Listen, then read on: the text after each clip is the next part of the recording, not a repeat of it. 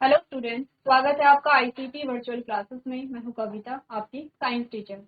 उम्मीद करती हूँ आप सभी अच्छे होंगे और स्वस्थ होंगे। तो क्लास हम कंटिन्यू करेंगे अपना चैप्टर जिसका नाम है लाइफ प्रोसेसेस यानी कि जैव प्रक्रम। हम बात कर रहे थे यहाँ पे उन प्रोसेस के बारे में, उन प्रक्रम के बारे में जो हमें बताते हैं कौन लिविंग है कौन नॉन लिविंग है। बहुत सारे प्रक्रम हमारे पास आते हैं। आपने बहुत सारे क्या देखे हैं, बहुत सारे आपने यहाँ पे क्या देखे हैं, एग्जाम्पल देखे हैं लाइव प्रोसेसेस के। जैसे कि हमने कहा यहाँ पे, जैसे कि ये आपको बताए गए हैं कैरेक्टरिस्टिक्स ऑफ लिविंग थिंग यानी कि जो जीवित है उनके आपको क्या बताए गए हैं, लक्षण बताए गए हैं, जिसमें आपसे कहा गया है सारे जो जीव हैं वो कोशिकाओं से मिलकर के बने होते हैं। उनमें डिफरेंट लेवल ऑफ ऑर्गेनाइजेशन है। वो क्या होते हैं, इन्वायरमेंट के प्रति अपना क्या देते हैं, रिस्पॉन्स देते हैं, रिप्रोडक्शन हो रहा है और वो क्या करते हैं, एनर्जी का यूज करते हैं। ये आपके पास आते हैं लाइफ प्रोसेसेस के एग्जाम्पल। जैसे कि न्यूट्रिशन आपको बताया गया है, न्यूट्रिशन हो रहा है। जैसे कि आपको रिप्रोडक्शन बताया गया है, आपको रेस्पिरेशन बताया गया है, आपको डाइजेशन बताया गया है। ये सारे ही आपके पास क्या आते हैं, लाइफ प्रोसेसेस के एग्जाम्पल आते हैं। अभी तक आपने कितना समझा लाइफ प्रोसेसेस के बारे में? आपने इंट्रोडक्शन देखा, क्या होते हैं जैव प्रक्रम, किसे आप जैव प्रक्रम कहते हैं। तो आपने कहा वो प्रक्रम जो कि किसी जीवित में पाए जाते हैं या फिर वो लाइफ का क्या है, सिंबल है। जैसे कि हमने कहा अगर किसी में रेस्पिरेशन हो रहा है, श्वसन हो रहा है, इसका मतलब वो जीवित है। निश्चित रूप से वो जीव क्या है, जीवित है। क्योंकि आपने कभी नहीं सुना है कि कोई नॉन लिविंग थिंग है। आपने कहा कि आपके घर में एक मेज पड़ी हुई है, मेज में रेस्पिरेशन नहीं होता है। आपने कहा आपके घर में चेयर्स पड़ी हुई हैं और वो चेयर्स बनी हुई हैं लकड़ी से। लकड़ी में, उस चेयर में वहां पे न्यूट्रिशन की प्रोसेस नहीं हो रही है। लेकिन जब वो लकड़ी पेड़ पर रही होगी तब उसमें न्यूट्रिशन की पूरी प्रोसेस चली होगी। तो क्या हुआ था, जब वो लकड़ी लिविंग थी, जब वो लकड़ी में क्या था, जीवन पाया जा रहा था, यानी कि वो एक पेड़ के रूप में थी, तब उसमें सारी प्रोसेस पाई जा रही थी। लेकिन अब वो लकड़ी क्या है, नॉन लिविंग है। ठीक है, वो नॉन लिविंग है, उसमें अब कोई भी ऐसी प्रोसेस नहीं पाई जा रही है जिसे आप जैव प्रक्रम कह रहे हैं, क्योंकि नाम ही हमें बता रहे हैं जैव प्रक्रम। जैव यानी कि जो लिविंग से रिलेटेड होगा। अभी तक आपने कौन कौन से प्रोसेस पढ़ी हैं? आपने न्यूट्रिशन के बारे में पढ़ा है। न्यूट्रिशन क्या होता है, यानी कि पोषण क्या होता है, पोषण के कितने प्रकार होते हैं।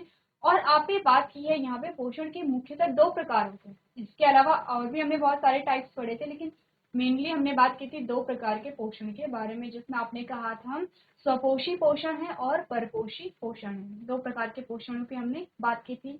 इसके अलावा फिर हमने क्या देखा था, हमने कहा था जो परपोषी पोषण उसके भी अलग अलग प्रकार आते हैं। कोई परपोषी पोषण इस प्रकार का है कि वो अपने भोजन के लिए किसी मृत पर आश्रित है। कोई परपोषी पोषण इस प्रकार का है जो अपने भोजन के लिए किसी जीवित पर निर्भर है। अलग अलग कैटेगरी आपने देखी थी। इसी के साथ हमने डिस्कस किया था, सबसे पहले हमने जब न्यूट्रिशन की बात की, आपने न्यूट्रिशन का जब इंट्रोडक्शन देखा, प्रकार आपने देखे। ठीक है, दो प्रकार आपने पढ़े हैं। और सबसे पहले हमने बात की थी ऑटोट्रॉफिक मोड ऑफ न्यूट्रिशन, यानी कि परपोषी पोषण जो होता है। परपोषी पोषण में आपने स्वपोषी पोषण जो होता है। ऑटोट्रॉफिक मोड ऑफ न्यूट्रिशन में आपने क्या पढ़ा, आपने कहा जो स्वपोषी पोषण होता है वो किस में पाया जाता है। आपने कहा स्वपोषी पोषण दो प्रकार का होता है। ठीक है, कौन कौन सा होता है? आपने कहा फोटो ऑटोट्रॉफ और कीमो ऑटोट्रॉफ। ये बातें हमने की थी, आपको बताया था फोटो ऑटोट्रॉफ के बारे में और कीमो ऑटोट्रॉफ के बारे में। ठीक है, दो प्रकार के हमारे पास क्या आते हैं, स्वपोषी आते हैं। अब नाम ही हमें बता रहा है, फोटो का मतलब है लाइट। ठीक है, ऑटोट्रॉफ्स का मतलब है कि जो लाइट की प्रेजेंस में अपने भोजन का निर्माण स्वयं कर रहे हैं उसे हम फोटो ऑटोट्रॉफ कह रहे हैं। जैसे कि आपके पास एग्जाम्पल आते हैं प्लांट। अब आप 10th में आ गए हैं, आपको अच्छे से पता होगा क्योंकि आप छोटी क्लासेस से पढ़ते चले आ रहे हैं। प्लांट्स अपने भोजन का निर्माण कैसे करेंगे, जो हमारी सनलाइट होती है, सनलाइट की प्रेजेंस में करते हैं। ठीक है, ऑटोट्रॉफ अच्छे से समझते हैं। एक नया शब्द आपके पास हो सकता है, आपने पहली बार सुना है, वो है कीमो ऑटोट्रॉफ। कीमो का मतलब होता है केमिकल। आपने केमिस्ट्री में आप केमिकल्स पढ़ते हैं, तो कीमो का मतलब होता है केमिकल्स। तो जो जीव केमिकल्स की प्रेजेंस में अपने भोजन का निर्माण करते हैं उन्हें हम क्या कहते हैं, कीमो ऑटोट्रॉफ्स कहते हैं। एग्जाम्पल क्या आते हैं हमारे पास, फ्यू बैक्टीरिया। कुछ ऐसे बैक्टीरिया होते हैं जो केमिकल के प्रेजेंस में अपने भोजन का निर्माण स्वयं कर लेते हैं। ठीक है, इतनी बात क्लियर है। नेक्स्ट आपने देखा था कि यहाँ पे फोटोसिंथेसिस की जो प्रोसेस होती है वो क्या है, यहाँ पे फोटो ऑटोट्रॉप का आपके पास एग्जाम्पल आता है। फोटोसिंथेसिस क्या होती है, उसके लिए रॉ मटेरियल क्या है, और फोटोसिंथेसिस की प्रोसेस में जो मेन इवेंट होते हैं वो कौन कौन से होते हैं वो हमने बहुत अच्छे से यहाँ पे समझे थे। इसी के साथ हमने जाना था यहाँ पे स्टोमेटा के बारे में। लीफ का स्ट्रक्चर आपने देखा था, आपने कहा था जो पत्ती होती है, पत्ती की जो अपर सरफेस होती है, लोअर सरफेस होती है, उसके बीच में कौन कौन से सेल्स आते हैं, क्या फंक्शन होता है उन सेल्स का, स्टोमेटा क्या होते हैं, कहाँ पे पाए जाते हैं, सारी चीजें हमने बहुत अच्छे से देखी थी। नेक्स्ट हमारे पास आया था हेटेरोट्रॉपिक मोड ऑफ न्यूट्रिशन, और आपने कहा था पेड़ पौधों के अलावा सारे ही क्या है यहाँ पे परपोषी पोषण सब में पाया जाता है, चाहे आप यहाँ पे मनुष्य को इंक्लूड करेंगे। ठीक है, और आपने परपोषी पोषण का एक सबसे इम्पोर्टेंट एग्जाम्पल देखा था, मनुष्य में पाचन किस प्रकार से होता है, जिसमें आपने हर एक पार्ट को अच्छे से समझा। आपने कहा जो डाइजेस्टिव सिस्टम होता है वो क्या होता है, कितने पार्ट्स उसमें आते हैं, और डाइजेशन की जो प्रोसेस होती है उसमें क्या क्या चीजें यहाँ पे पाई जाती हैं। ये आपके पास आए हैं फ्लो चार्ट पूरा। अब प्रीवियस लेक्चर में भी हमने फ्लो चार्ट को अच्छे से समझा था। मैंने कहा था आज सबसे पहले पूरा डाइजेशन हम पढ़ेंगे, ठीक है, उसके बाद इस फ्लो चार्ट में जो भी चीजें आपने पढ़ी हैं इंपॉर्टेंट चीजें वो सारी यहाँ पे इंक्लूड हो जाती हैं। तो मैं मान के चल रही हूँ आपने ये जो चार्ट है ये आपने क्या किया होगा, नोट किया होगा। ठीक है, ये डाइजेशन जब हम पढ़ रहे थे तब आपने हर एक पार्ट को देखा था, आपने टीथ को देखा, आपने देखा कि टंग को के क्या क्या कार्य होते हैं। नेक्स्ट हमारे पास क्या आता है, भोजन नली आती है। भोजन नली के बाद हमने बात की थी यहाँ पे स्टमक के बारे में। ठीक है, नेक्स्ट हमने बात की थी यहाँ पे स्टमक में जो ग्लैंड्स होती हैं कौन कौन सी होती हैं, क्या उनका फंक्शन होता है। ठीक है, नेक्स्ट आपने यहाँ पे बात की है लिवर के बारे में, और आपने बात की है यहाँ पे जो बाइल होता है, बाइल के बारे में आपने बात की है। इसके बाद हमने पैनक्रियास के बारे में बात की और हमने कहा जो पैनक्रियाटिक जूस होते हैं उनका सिक्रीशन यहाँ पे किस प्रकार से होता है ये हमने यहाँ पे देखा था। नेक्स्ट आपने बात की है स्मॉल इंटेस्टाइन के बारे में। आप जानते हैं स्मॉल इंटेस्टाइन में जो डाइजेशन है वो ऑलमोस्ट यहाँ पे पूरा हो जाता है। ठीक है, इतनी बात क्लियर है। चलिए, अब स्मॉल इंटेस्टाइन के बाद आपके पास आता है कंप्लीट डाइजेशन ऑफ फूड किस प्रकार से हुआ है, और लास्ट में आपने बात की है यहाँ पे लार्ज इंटेस्टाइन के, यानी कि बड़ी आंत की, जो कि आपके एक्सक्रीशन में इंपॉर्टेंट रोल प्ले करता है, और जो बचा हुआ जल और जो सॉल्ट होते हैं उनका क्या करता है, एब्जॉर्प्शन यहाँ पे करता है। ठीक है, इतनी बात क्लियर है। चलिए, अब हम बात कर रहे थे रेस्पिरेशन के बारे में, हम बात कर रहे थे श्वसन के बारे में, जो कि आपका जो सेकंड जैव प्रक्रम है, सेकंड लाइफ प्रोसेसेस में से एक है। ठीक है, हमने कहा जो रेस्पिरेशन होता है उसमें हम क्या करते हैं, श्वसन में आप क्या करते हैं, सिंपली अभी तक जब आप छोटी क्लासेस में थे आप कहते थे सांस लेना सांस छोड़ना रेस्पिरेशन है, लेकिन अब आप बड़ी क्लासेस में आ गए हैं और आपने अच्छे से समझ लिया है रेस्पिरेशन का इंट्रोडक्शन, आपने जान लिया है, रेस्पिरेटरी सिस्टम के बारे में आपने बात कर ली है, आपने देखा है कि रेस्पिरेटरी सिस्टम में कौन कौन से पार्ट्स आते हैं, किस पार्ट का क्या फंक्शन होता है, ये हमने पूरे जो डायग्राम थे उसके माध्यम से समझा था।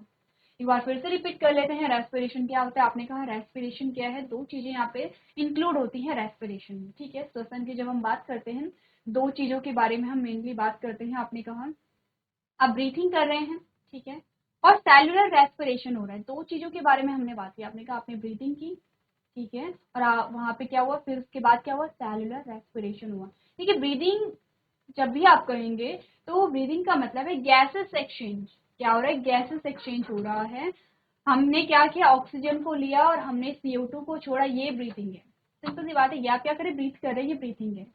लेकिन जब आप सेलुलर रेस्पिरेशन की बात करेंगे तब सेलुलर रेस्पिरेशन में क्या होगा, ग्लूकोज ब्रेक डाउन होता है। यही डिफरेंस है दोनों चीजों में। ठीक है, आपने क्या पढ़ा यहाँ पे, आपने कहा जो रेस्पिरेशन होता है, रेस्पिरेशन में मेनली दो चीजें इंक्लूड होती हैं, ब्रीथिंग होती है और यहाँ पे सेलुलर रेस्पिरेशन होता है। दोनों चीजों में क्या डिफरेंस है वो भी आपने यहाँ पे देख लिया है। अब हमने कहा था टाइप्स ऑफ रेस्पिरेशन। ठीक है, क्या होता है, रेस्पिरेशन के भी अलग अलग टाइप होते हैं। रेस्पिरेशन में क्या होता है ये आप अच्छी तरीके से जानते हैं, क्लास 7th में भी आपने रेस्पिरेशन चैप्टर पढ़ा है, वहां पे भी आपने बात की है ग्लूकोज ब्रेकडाउन होता है, ग्लूकोज का ब्रेकडाउन होके हमें क्या मिलता है। आपने कहा देखिए ये चीजें जब ग्लूकोज का ब्रेकडाउन होगा तो यहाँ पे एनर्जी निकलेगी, ये बात तो निश्चित है, एनर्जी यहाँ पे निकलेगी। एनर्जी के साथ और क्या क्या चीजें यहाँ पे बनती हैं, ये डिपेंड करता है कि रेस्पिरेशन किस प्रकार का हो रहा है। किस प्रकार से क्या मतलब है, जैसे कि अभी आपको इमेज में दिखाया जा रहा है। सबसे पहला आपने क्या देखा, ग्लूकोज है, 6 कार्बन मॉलिक्यूल से बना होता है। क्या इसका फॉर्मूला आपने कहा C6H12O6, ठीक है। अब ये क्या कर रहा है, ये साइटोप्लाज्म में किस में टूटेगा, पाइरूवेट में टूटेगा। पहले क्या होगा, पाइरूवेट में टूटेगा, ठीक है। यहाँ पे हम ऑक्सीजन की यहाँ पे कोई भी ऑक्सीजन की यहाँ पे कोई भी रोल हम नहीं कहेंगे, ठीक है। यहाँ पे जो ग्लूकोज है वो पाइरूवेट में टूटता है, कहाँ टूटता है, साइटोप्लाज्म में टूटता है। ये आपको ध्यान रखनी है बात, ठीक है। सबसे पहले जो ग्लूकोज है वो पाइरूवेट में टूटेगा। अब पाइरूवेट क्या है, 3 कार्बन मॉलिक्यूल है। क्या है, 3 कार्बन मॉलिक्यूल है। आपने क्या देखा, 6 कार्बन मॉलिक्यूल एक नया प्रोडक्ट बना रहा है टूट करके, और उसका नाम है पाइरूवेट। वहां पे नंबर ऑफ कार्बन कितने हैं, 3 कार्बन है, 3 कार्बन यहाँ पे प्रेजेंट है। इसका मतलब यहाँ पे पाइरूवेट कितने बनने चाहिए, सिंपल सी बात है, यहाँ पे 2 मॉलिक्यूल बनेंगे पाइरूवेट के, ठीक है। अब ये जो पाइरूवेट है ये कहाँ जाएगा, ये जो पाइरूवेट है ये कहाँ जाएगा। अभी तक की बात कहाँ चल रही थी, अभी तक अगर आप बात करेंगे, अभी तक की बात चल रही थी यहाँ पे साइटोप्लाज्म में। जानते हैं साइटोप्लाज्म किसे कहते हैं, आप अच्छी तरीके से जानते हैं साइटोप्लाज्म किसे कहते हैं। ये है एक सेल, इसे हम कह रहे हैं सेल मेम्ब्रेन, जिसे आप प्लाज्मा मेम्ब्रेन भी कहते हैं, ठीक है। इसके बाद बीच में हम कह रहे हैं ये है न्यूक्लियस, जिसे आप केंद्रक भी कहते हैं। और यहाँ पे क्या है, लिक्विड है, एक तरल है, जिसे आप क्या कह रहे हैं, साइटोप्लाज्म कह रहे हैं। इसी साइटोप्लाज्म में एक चीज आपको दिखाई देती है,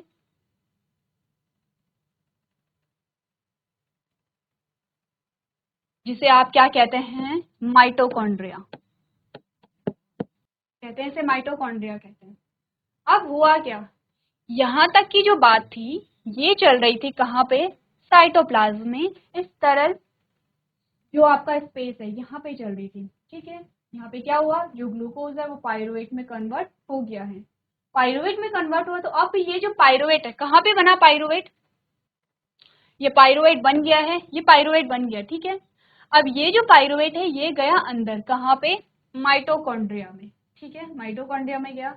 अब यहाँ पे माइटोकॉन्ड्रिया में गया तो जो पाइरूवेट है उसका फिर से ब्रेक डाउन हो रहा है, फिर से वो टूट रहा है। आप अच्छी तरीके से समझते क्यों टूट रहा है, क्योंकि हमें एनर्जी चाहिए, ठीक है। देखिए हम काफी कुछ पढ़ चुके हैं रेस्पिरेशन में, इसीलिए काफी सारी चीजें मैंने यहाँ पे फिर से रिवाइज नहीं की हैं, क्योंकि आप जानते हैं, आप पाचन पढ़ चुके हैं, आप रेस्पिरेशन पढ़ रहे हैं, और आप जानते हैं कि हमें ऊर्जा तब मिलती है जब पाचन और रेस्पिरेशन दोनों ही प्रोसेस होती हैं। क्योंकि ग्लूकोज हमें कहाँ से मिल रहा है, पाचन से मिल रहा है। और टूटेगा कौन, ग्लूकोज टूटेगा, कब टूटेगा, जब रेस्पिरेशन होगा। तो आप समझ रहे हैं, जब हमें एनर्जी मिल रही है तब हमारे यहाँ पे दो दो जो हमारे ऑर्गन सिस्टम होते हैं वो काम कर रहे हैं।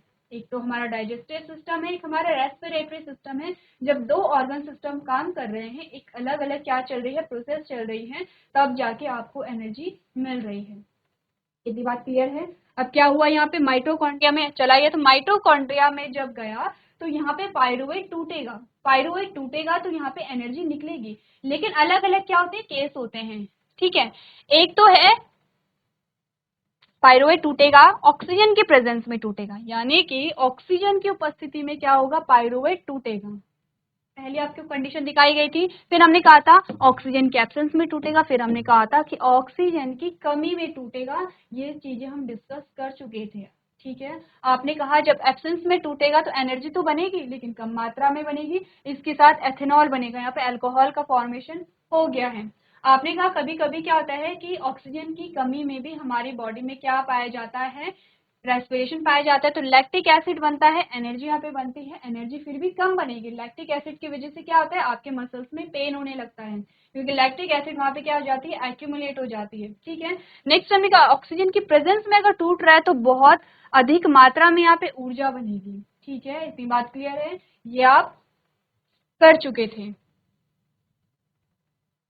चलिए अब बात आती है यहाँ पे, अब बात आती है यहाँ पे रेस्पिरेटरी सिस्टम के बारे में। प्रीवियस लेक्चर में जो हमारा लास्ट टॉपिक था वो था हमारा रेस्पिरेटरी सिस्टम, जिसमें आपने अच्छे से पढ़ा था। ये नेजल कैविटी आपके पास आ गई है, ठीक है। आपके पास क्या आते हैं, नॉस्ट्रल आते हैं, पहले अपनी नॉस्ट्रल आती है, उसके बाद क्या आती है, नॉस्ट्रल से पीछे आपकी नेजल कैविटी आती है। आ गई नेजल कैविटी। नेजल कैविटी के बाद क्या आया, फेरेंक्स आया। अब मैंने कहा था जो फेरेंक्स होता है वो भी क्या होता है, दो पार्ट में डिवाइडेड होता है, ओरोफेरेंक्स और नेजोफेरेंक्स। ठीक है, ओरो मतलब होता है कि जहाँ पे जो ओरल कैविटी वाला पार्ट है उसे हम आप ओरोफेरेंक्स कहेंगे, जो यहाँ पे नेजल कैविटी वाला पार्ट है उसे आप क्या कहेंगे, नेजोफेरेंक्स कहेंगे। अब आपके पास आ गया है लैरिंक्स, जिसे आप क्या कहते हैं, वॉइस बॉक्स भी कहते हैं। ठीक है, लैरिंक्स के बाद आपके पास क्या आ गया है, ट्रेकिया आ गया है। ये जो आपको फील होता है, ये जो आप क्या करते हैं, टच करते हैं, जो आपको रिंग लाइक स्ट्रक्चर भी आपको क्या होते हैं, यहाँ पे फील होते हैं। आप क्या करेंगे, अपने ट्रैकिया को टच करेंगे और इस प्रकार से आपको रिंग भी वहां पे फील होंगी। ठीक है, इसे हम क्या कहते हैं, ट्रैकिया कहते हैं। अब जो ट्रैकिया है, ये ट्रैकिया दो पार्ट में डिवाइड हो गया है और दोनों तरफ चला गया है, राइट और लेफ्ट लंग्स में। ठीक है, इतनी बात क्लियर है। और जब ये दो पार्ट में टूटा तो आपने इसे क्या कहा, ब्रोंकाई कहा। ठीक है, अब ब्रोंकाई क्या हो गया है, फिर से ब्रोंकाई आगे की ओर क्या होगा, विभाजित होता चला जाएगा, ब्रोंकियोल्स बनाएगा। ठीक है, प्राइमरी सेकेंडरी टर्शरी, इस प्रकार से आप क्या देख रहे हैं, पूरी यहाँ पे क्या बन रही है, ब्रांचेस बन रही हैं। पूरी क्या बनी, यहाँ पे ब्रांचेस बन गई है। सबसे लास्ट वाली जो ब्रांच होती है उसमें आपको कुछ ऐसे बलून जैसे स्ट्रक्चर दिखाई देते हैं। ये आपको दिखाई दे रहे हैं, जो सबसे लास्ट वाली ब्रांच है, ये आपको बलून जैसे स्ट्रक्चर दिखाई दे रहे हैं, यहाँ पे छोटे छोटे बलून जैसे स्ट्रक्चर। तो हमने कहा था जो सबसे लास्ट वाली ब्रांच होती है जिसपे ये बलून जैसे स्ट्रक्चर पाए जाते हैं उसे हम कहते हैं टर्मिनल ब्रोंकाई। ठीक है, ध्यान रखेंगे, टर्मिनल ब्रोंकाई हमने कहा। ठीक है, अब हमने कहा ये जो आपको बलून जैसे स्ट्रक्चर दिखाई दे रहे हैं इसे हम कहते हैं एल्वियोलाई। क्या कहेंगे, एल्वियोलाई।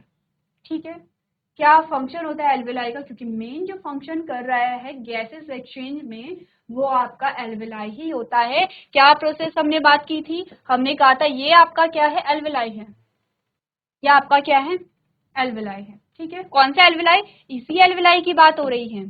ठीक है, यहाँ पे आपकी क्या आ रही हैं, ब्लड वेसल्स आ रही हैं। ये बात क्लियर है। अब यहाँ से जो ब्लड आया वो आया डीऑक्सीजनेटेड। डीऑक्सीजनेटेड समझ रहे हैं, प्रीवियस लेक्चर में बहुत अच्छे से हमने समझा है। हमने कहा है जिस रक्त में कार्बन डाइऑक्साइड की मात्रा अधिक होगी उसे हम कहते हैं डीऑक्सीजनेटेड ब्लड। अब ये जो कार्बन डाइऑक्साइड है ये कहाँ से आया है, ये भी हमने बात की है। हमने कहा जब ग्लूकोज टूट रहा था, ठीक है, जब ग्लूकोज टूट रहा था तो कैसे टूटा, आपने कहा ये ग्लूकोज है, ग्लूकोज से क्या बना, पायरुवेट बना। पायरुवेट कहाँ गया, माइटोकॉन्ड्रिया में गया। माइटोकॉन्ड्रिया में गया तो इसे क्या मिली, ऑक्सीजन मिली। ऑक्सीजन मिली तो क्या हुआ, एनर्जी बनी, यहाँ पे कार्बन डाइऑक्साइड बनी और यहाँ पे क्या बना, H2O बना। ये आपके पास क्या आ गई है, CO2 आ गई है। इतनी बात क्लियर है, समझ रहे हैं आप कि क्या यहाँ पे हो रहा है। अब ये CO2 क्या होगा, ये कहाँ पे हो रही है, एक सेल में हो रही है, कोशिका में हो रही है प्रोसेस।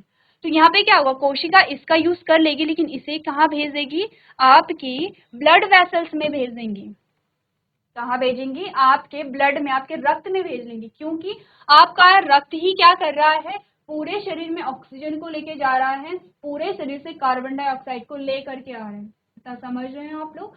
तो हमने क्या कहा, डीऑक्सीजनेटेड ब्लड आया। अब ये जो एल्विलाई है इसमें क्या हुआ, आपने सांस ली, आपने क्या ली, सांस ली। जब आपने सांस ली तो सांस में आपने ऑक्सीजन ली, ये ऑक्सीजन यहाँ से आए और इन एल्विलाई में क्या हो गई है, भर गई है। पूरी ऑक्सीजन से ये क्या हो गया है, भर गया है, ऑक्सीजन आ गई है। अब यहाँ पे डीऑक्सीजनेटेड ब्लड आए, यहाँ पे क्या था, ऑक्सीजन कम थी लेकिन CO2 ज्यादा थी। ठीक है, क्या हुआ, ऑक्सीजन क्या थी यहाँ पे, कम थी, O2 क्या थी यहाँ पे, कम थी। लेकिन अगर हम CO2 की बात करें, CO2 यहाँ पे बहुत ज्यादा थी। तो क्या होता है, आपने डिफ्यूजन पढ़ा है, क्या पढ़ा है डिफ्यूजन में, आपने कहा है कि कोई भी जो गैस है वो हाई कंसंट्रेशन से लो कंसंट्रेशन की ओर क्या हो जाती है, डिफ्यूज होने लगती है। जैसे कि आपने एग्जांपल पढ़ा हो क्लास 9th में, आपके पास एक चैप्टर आता है जिसमें आप केमिस्ट्री में डिफ्यूजन पढ़ेंगे, ठीक है, जिसे आप विसरण कहते हैं। अब आपकी बुक में एक एग्जाम्पल दिया जाता है, आपको कहा जाता है कि आपने क्या किया, एक रूम में अगरबत्ती जला के आपने रख दी है। ठीक है, आप क्या पाते हैं, दूसरे रूम में वो जो अगरबत्ती की जो खुशबू होती है वो वहां तक पहुंच जाती है। ऐसा कैसे हुआ, क्योंकि वो जो गैस के मॉलिक्यूल थे वो ट्रैवल कर रहे थे, वो उच्च सांद्रता से निम्न सांद्रता की ओर जा रहे थे। आपने कहा ये अगरबत्ती है, अब यहाँ से इस अगरबत्ती से क्या है, जो खुशबू है वो इधर उधर जाएगी, क्योंकि यहाँ पे तो जो खुशबू है, जो गैस है, उसकी सांद्रता उच्च है। ऑब्वियस सी बात है, कोई चीज बहुत ज्यादा है और यहाँ पे बहुत कम है। आपने क्या कहा, दो बीकर जब आपके पास होते हैं इस प्रकार से, एक में पानी यहाँ तक है और एक में पानी यहाँ तक है। अब अगर आपने दोनों के बीच में यहाँ पे पैसेज बना दिया, आपने क्या किया, दोनों के बीच में पैसेज बना दिया, तो क्या होगा, ये जो पानी इधर आएगा आएगा, क्योंकि हाई कंसंट्रेशन से लो कंसंट्रेशन में क्या हो रहा है, फ्लो हो रहा है।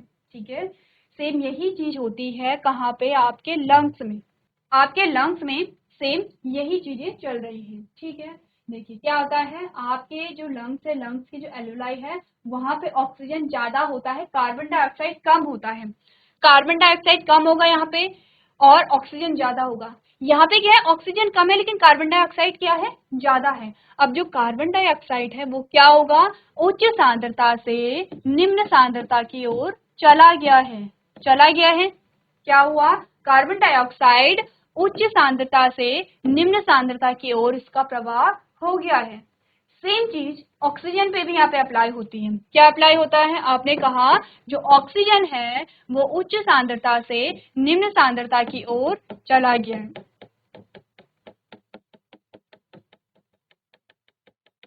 यही चीज हमने बात की है। ठीक है, समझ आया आपको क्या हो रहा है, बहुत सिंपल सी प्रोसेस है। जब भी यहाँ पे गैसेस एक्सचेंज होता है तो यहाँ पे क्या आता है, कंसंट्रेशन डिफरेंस आता है, सांद्रता का यहाँ पे क्या आता है, अंतर आता है। ठीक है, आपने कहा जब हमने सांस ली, आप पूरी सांस लीजिए, गहरी सांस लीजिए और आप इमेजिन कीजिए आपने ऑक्सीजन को अपने लंग्स में भर लिया है। लंग्स में कहाँ भरा है, आपने अपनी एल्वेलाई में भरा है। ठीक है, इतनी बात क्लियर है। आपने क्या किया है, अपने एल्वेलाई में ऑक्सीजन को भर लिया है, एल्वेलाई में ऑक्सीजन ज्यादा हो गई है और कार्बन डाइऑक्साइड कम हो गई है।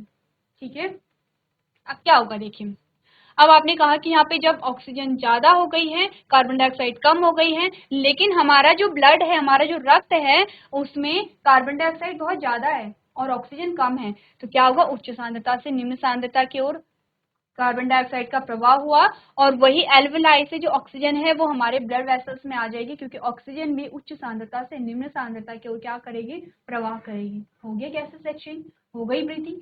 अब ये आपके पास आती है ब्रीथिंग, समझ रहे हैं आप लोग, ये आपके पास आती है ब्रीथिंग और ये आपके पास आता है सेलुलर रेस्पिरेशन।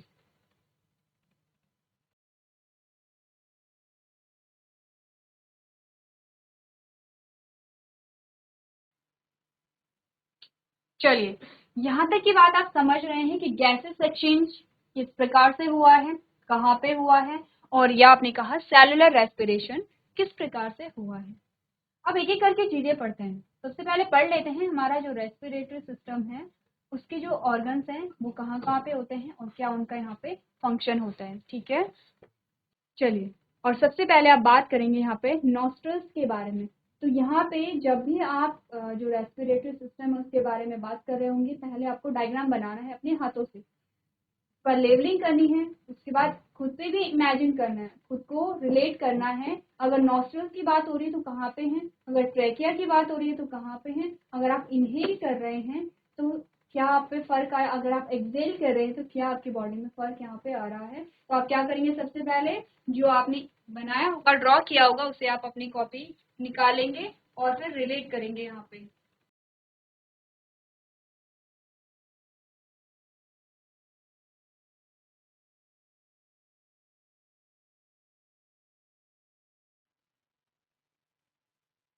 चलिए, तो आपको जो ह्यूमन रेस्पिरेटरी सिस्टम है उसके बारे में बताया गया है। The human respiratory system is composed of a pair of lungs, यानी कि मानव श्वसन तंत्र फेफड़ों की एक जोड़ी से बना होता है। हमारे लंग्स जो होते हैं वो एक जोड़ी हमारे पास होते हैं, राइट और लेफ्ट में। ठीक है, नेक्स्ट आपको कहा गया है these are attach to a system of tube which opens on the outside through the nostrils, यानी कि ये नलियों की एक प्रणाली से जुड़े होते हैं। कौन, किसकी बात हो रही है, लंग्स की बात हो रही है कि जो लंग्स होते हैं वो नलियों की एक प्रणाली से जुड़े होते हैं जो नासिका छिद्र के माध्यम से बाहर की ओर खुलते हैं। यानी कि आपने क्या समझा, हमारे जो लंग्स होते हैं वो कुछ ट्यूब जैसी संरचनाओं से बने होते हैं जो नॉस्ट्रल से बाहर की ओर खुलते हैं। ये आपके क्या है, नॉस्ट्रल्स हैं, और यहाँ से क्या, जो नासा छिद्र हैं, नासा छिद्र से बाहर की ओर खुल रहे हैं, तभी आप क्या कर रहे हैं, सांस ले पा रहे हैं और सांस को छोड़ पा रहे हैं। नेक्स्ट लाइन कह रही है following are the main structure in the human respiratory system, जिसमें सबसे पहला क्या है, नॉस्ट्रल्स है। ठीक है, आपने क्या पढ़ा, there are two nostrils which converts to form a nasal passage. The inner lining of the nostrils is lined by the hair and remain wet due to the mucus secretion. The mucus and hair help in filtering the dust particles out from the inhaled air. Further, air is warmed up when it enters the nasal passage. क्या कहा गया है आपको, देखिए नासिका जो छिद्र होता है, जो आपको दिखाई दे रहे हैं, जो आपके नासिका छिद्र होते हैं, दो नासिका छिद्र हमारे पास होते हैं, सभी जानते हैं, जो मिल करके नासिका मार्ग बनाते हैं। क्या करेंगे, ये नेजल कैविटी को यहाँ पे बनाएंगे। नाक की अंदरूनी परत बालों से ढकी होती है। अब आपने देखा होगा आपके जो नासा छिद्र होते हैं उसके अंदर आपको क्या दिखाई देते हैं, बाल दिखाई देते हैं, हेयर दिखाई देते हैं। तो क्या फंक्शन होता है उन बालों का, आपने कहा, और वहां पे क्या होता है, म्यूकस होता है। ठीक है, तो क्या करते हैं ये दोनों, म्यूकस और जो बाल होते हैं वो सांस की हवा से धूल के कणों को फिल्टर करने में मदद करते हैं, यानी कि बहुत सारे क्या होंगे, माइक्रोब्स होंगे, बहुत सारे डस्ट पार्टिकल्स होते हैं जो कि आपके लंग्स में जाने से कौन रोक रहा है, म्यूकस जो प्रेजेंट होता है हमारी नाक में, और जो बाल होते हैं। ठीक है, अब आपको फंक्शन पता है। अब आप ये नहीं कह सकते कि आपकी नाक में जो बाल होते हैं वो क्या होते हैं, यूजलेस होते हैं, उनका बहुत बड़ा यूज यहाँ पे पाया जाता है। इसके अलावा जब हवा नासिका मार्ग में प्रवेश करती है तो वह गर्म हो जाती है। ठीक है, इतनी बात क्लियर है। अब आपको अपने नॉस्ट्रल्स के बारे में पता चल गया है, क्या क्या चीजें होती हैं, आपको बाल कहे गए हैं, यानी कि हेयर लाइक स्ट्रक्चर जो आपको दिखाई दे रहे हैं, और म्यूकस होता है। इसके बाद आपके पास आता है फेरिंक्स। ठीक है, नेजल कैव जो नॉस्ट्रल्स होते हैं, नॉस्ट्रल्स से आगे क्या होते हैं, नेजल कैविटी होती है। नेजल कैविटी के बाद हमारे पास आते हैं फेरिंक्स आता है। ठीक है, ठीक है, तो फेरिंक्स के बाद आपको कहा गया है it is a tube like structure which continue after the nasal passage. क्या है ये, ग्रसनी क्या है, एक नली जैसी संरचना होती है जो नासिका मार्ग के बाद भी बनी रहती है। ठीक है, और इसके बाद आपके पास आता है larynx, this part comes after the pharynx, this is also called voice box. अब ये जो चीजें हैं,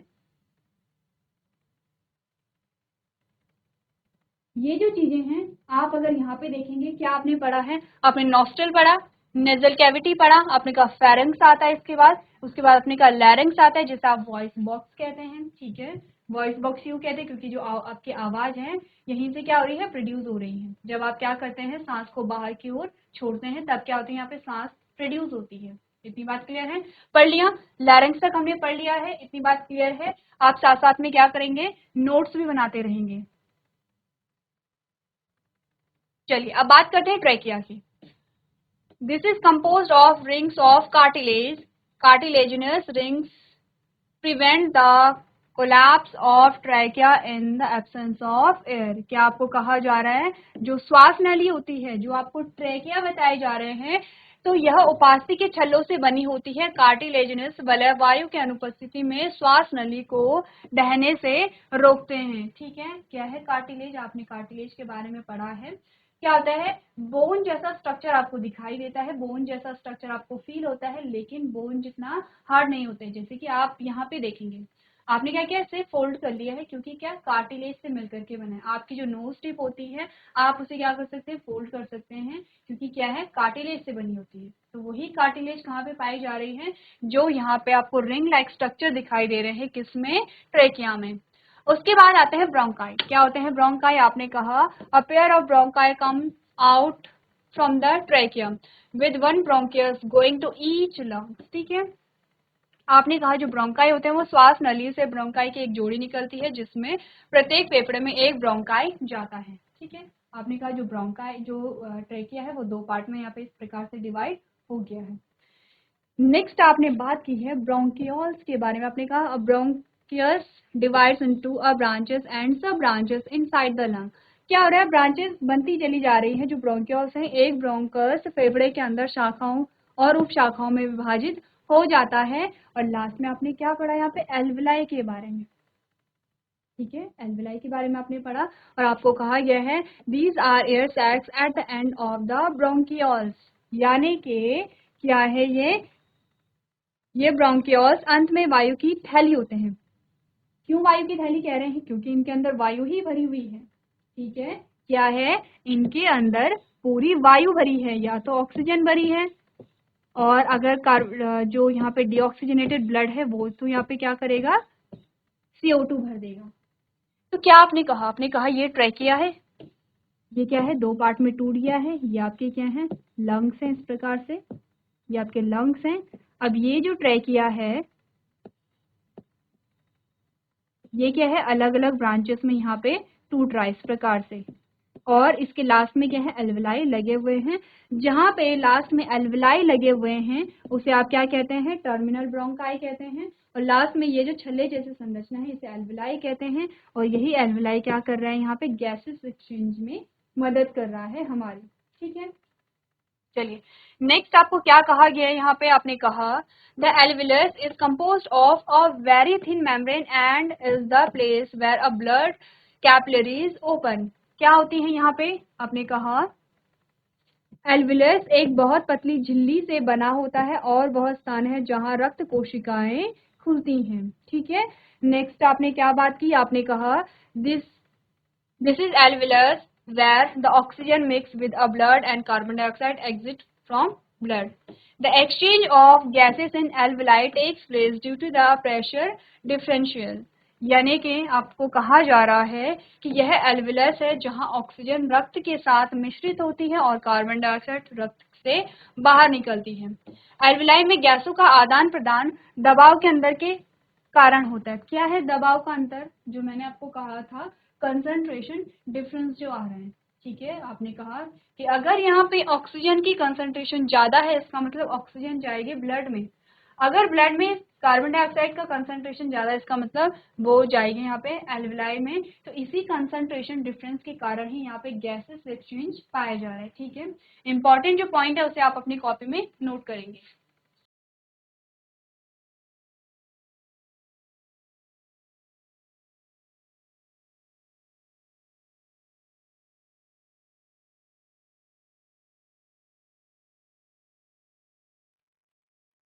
चलिए इसी के साथ आपने यहाँ पे क्या पढ़ा है, अभी वायवीय और अवायवीय श्वसन के बारे में आपने पढ़ा है, ठीक है।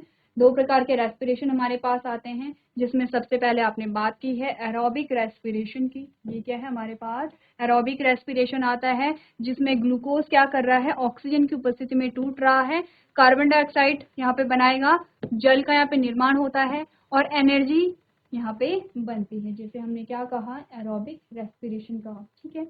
उसके बाद हमारे पास आता है यहाँ पे एनारोबिक रेस्पिरेशन, जिसे आप अवायवीय श्वसन भी कहते हैं। क्या हो रहा है यहाँ पे, आपने का जो ग्लूकोज है वो ऑक्सीजन की अनुपस्थिति में टूट करके अल्कोहल का निर्माण कर रहा है, कार्बन डाइऑक्साइड का निर्माण कर रहा है और एनर्जी यहाँ पे बन रही है, लेकिन कम मात्रा में बन रही है।